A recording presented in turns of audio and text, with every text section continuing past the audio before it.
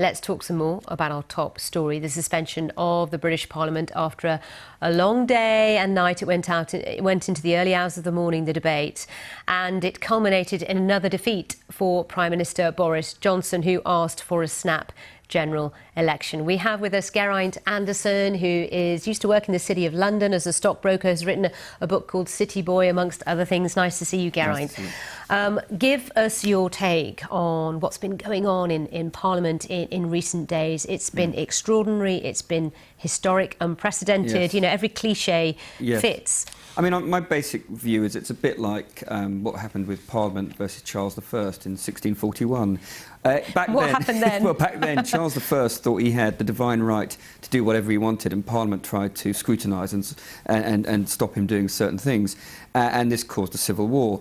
Now, Boris Johnson doesn't think that God gave him the right to do what he wants, but he thinks that a referendum that happened over 3 years ago did. And now the fact is that, you know, all the polls now suggest that it would go the other way, I believe. And no, they don't, actually. Well, not necessarily. Some do, some don't. But you say, you know, he believes he's got the right. Those who voted for Brexit would say absolutely he has the right. Has he got the right to do... And many members of the general public are saying we're right behind you as you push for this exit of the European Union. But but has he got the right to do a no-deal Brexit? Is that what people voted for? Because the polls that I've seen suggest a third of the British population are pro a no-deal Brexit.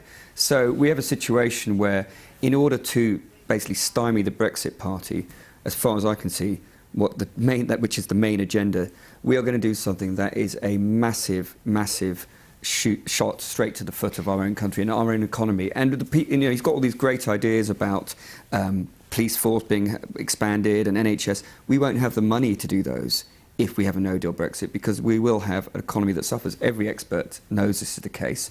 And subsequently, what I would say is that the whole Brexit thing has divided this country massively between, you know, metropolitan elite and rural, old and young, the splits in the Tories, Labour. It's been a total disaster. We're probably in a recession, and I'm afraid I don't think Boris Johnson's helping the situation. All right. Well, clearly we can see where you are in this whole debate about how Brexit is being managed, the impact it's having on the economy. We'll come back to that story later. Thanks for now, though, Geraint. Our news briefing is later, and that is in it, I have to say, as well as